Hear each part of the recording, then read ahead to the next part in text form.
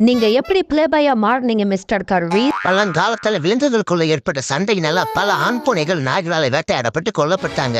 ஆண் பூனைகளோட வர்க்கமே அழிவோட விளிம்புக்கு போயிருந்தது.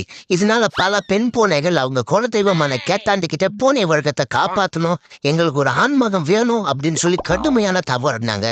அப்பதான் என்ட்ரி கொடுத்தாரு எங்க மூத்த குடி காமுகம் அண்ணன் கர்வீஸ். இவர் வந்த கொஞ்ச நாள்ல பல பெண் பூனைகளான ரோசகுமாரி, பஞ்சவர்ணம், தேன் நிலா, பால் நிலா, பூஞ்சோலை அப்படின்னு சொல்ல பல பெண் பூனைகளை பதம் பார்த்து மணியா மானாவரியா குட்டி போட வச்சாரு. சரி அவரு மட்டும் அப்படின்னு பார்த்தா அவருக்கு பிறந்த குட்டியும் பிளேபாய மாற ஆரம்பிச்சுட்டாங்க. பூனைகளோட வம்சமும் விருத்தி அடைஞ்சது. இந்த இக்கட்டான சூழ்நிலைகளை பெண் பூனைகளை காப்பாத்தினதுனாலையும் பூனை வம்சத்தை காப்பாத்தினாலையும் எங்க காமுகம் அண்ணன் கர்வீஸ் பிளே பை டான் அப்படின்னு சொல்லி அன்போட கூப்பிட ஆரம்பிச்சாங்க. எங்க தலைவன் கர்வீஸ் வம்சத்தாரும் அதை மகிழ்ச்சியோட ஏத்துக்கிட்டாங்க. அப்ப இருந்து இப்ப வரைக்கும் அந்த பேரை காப்பாத்திக்கிட்டு இருக்காங்க எங்க மூத்த குடி கர்வீஸ்.